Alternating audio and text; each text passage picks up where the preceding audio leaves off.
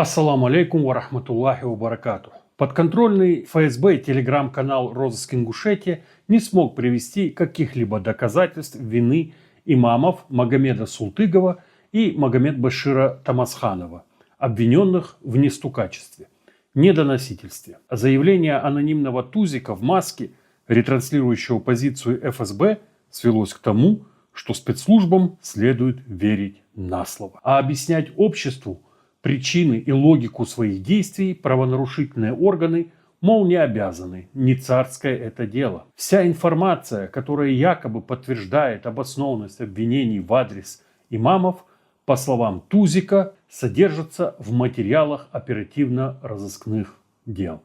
А они, разумеется, засекречены. Рассуждение о том, что Хизир Ганиев, обвиненный в пособничестве НВФ, обсуждал с имамами финансовую поддержку группы Амирхана Гуражева, недоказуемо и необоснованный.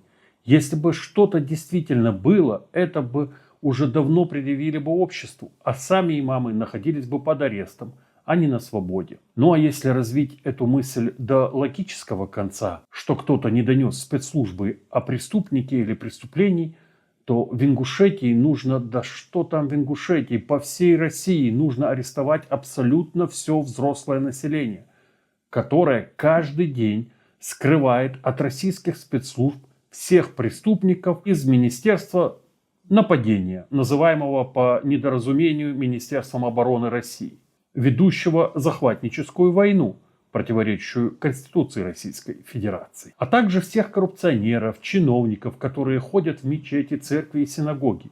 И это скрывает от спецслужб все население России. Это же население преступно молчит о нелегитимной власти, начиная с Кремля и заканчивая региональными столицами.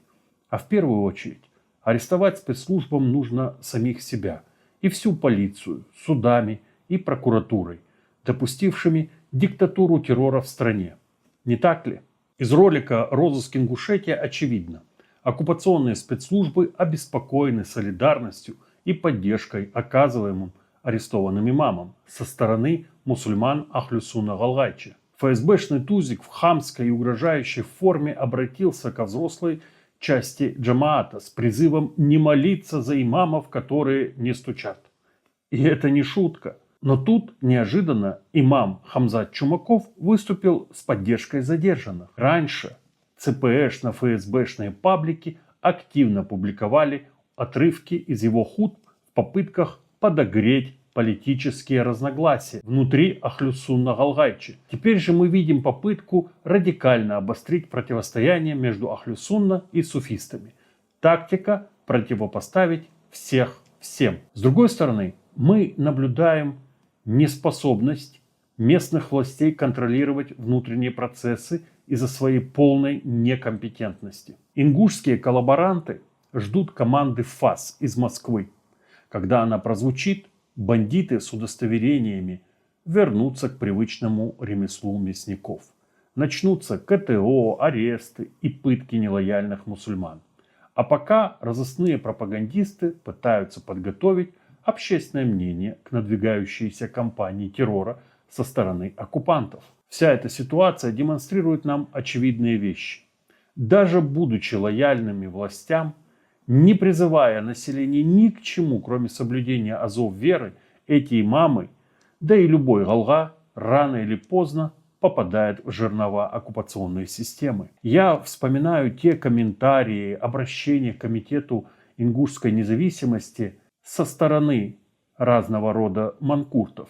Вернуться на родину и там попытаться построить независимость, как настоящие мужчины, и прочие попытки взять нас на русский понт. Че, не мужик? Естественно, чтобы сдать нас российским террористическим спецслужбам. Ну что, господа манкурты, требующие от нас вернуться, вы вышли за имамов, которые были арестованы? Нет, вы не вышли. И никому ничего не сказали, а дрожали от страха дома, делая вид, что вас это не касается. Вы, манкурты, не вышли на площади даже за справедливость, защищая невиновных имамов. Неужели вы думаете, что мы поверим, что кто-то из вас, манкуртов, упрекающих нас, выйдет на площадь в борьбе за свободу. Так что сидите дома, настоящие мужчины и настоящие женщины в кавычках, и дальше в соцсетях радуйте глаз товарища капитана перевыполненной нормой в комментариях, которые так нравятся вашим рязанским хозяевам, с требованием к нам быть теми, кем у вас никогда не было и не будет шансов стать.